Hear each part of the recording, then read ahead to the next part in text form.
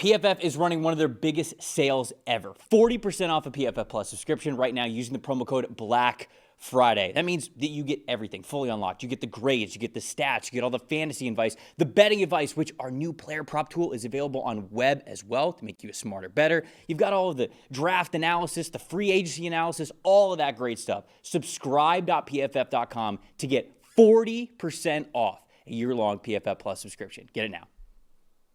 Bills and the Steelers. This game in Pittsburgh. Up in the air whether or not Aaron Rodgers is going to start in this game. Although I think the last I read, again, we're recording this on a Wednesday, is that they were encouraged, or Mike Tomlin was encouraged, that Aaron Rodgers could start here in this game. Let's talk about the Steelers first. I'll let you kick it off here with this preview. I think, to me, the best part of the Buffalo Bills defense is that edge trio of Greg Rousseau, Joey Bosa, and A.J. Epinesa, right? Bosa having the resurgent year as a pass rusher. Rousseau, I believe, is the highest-graded run defender off the edge in the league, and Epinesa is a really good third guy to have. That unit is 7th in pass rush grade and 6th in pressure rate, and you're talking about going against a Pittsburgh offensive tackle duo that I think is arguably the weakest part of their offense, right? Broderick Jones and Troy Fautanu.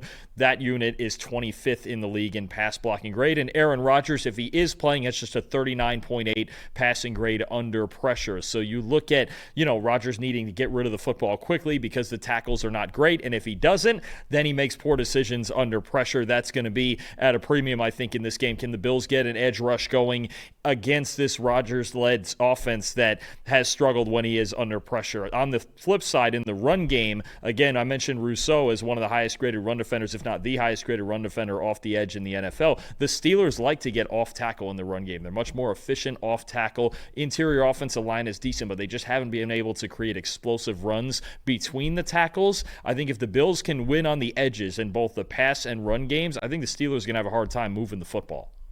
Yeah, I think that for me, this game is going to come down to whether or not the Bills can pass protect, because on that side of the ball, they've been pretty good at it throughout this season.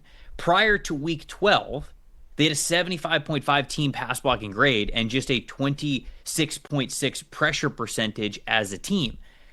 But in the what have you done for me lately category, last week, they had a 46.9 overall team pass blocking grade, 6 sacks allowed, and a 41.3 pressure percentage. 41.3 is so different from the 26.6 that they had up until that point. So it was a bad day at the office for Osiris Torrance, for Spencer Brown, just for the offensive line as a whole there for Buffalo. And now they've got a very tough task blocking this Pittsburgh Steelers defensive line. And we talked on Monday about the Bills not having that one-on-one pass catching winner. And so it takes a little bit of time for those guys to get open, for the coverage to break down, for Josh Allen to find those guys when he needs to. And obviously when Dalton Kincaid is back in the lineup, you feel a little bit better about them doing that. But this is a tough matchup here, given what the Bills just went through and how badly they struggled on the offensive line. But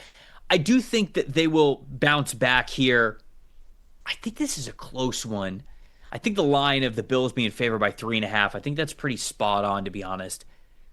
I got Bills 21, Steelers 17 as the score that I came up with here. So I do think the Buffalo is going to bounce back and win this. I have the same spread. This is a hard one to pick, though. I think there are roads where the Steelers defense can win this game, and you know me. And we'll see if the Bills, how much they just signed Brandon Cooks, trying to find some wide receiver help. We'll see if they, if he can help them out at all, at least getting vertical down the field, finding a way to separate. But there is a world here where the Steelers can win this game in usual Steelers fashion by being just a more physical team.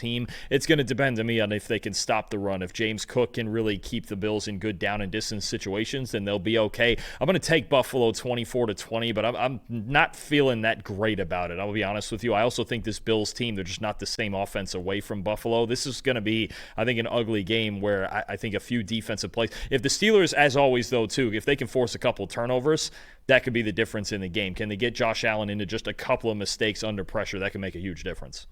For sure. I definitely agree with you there.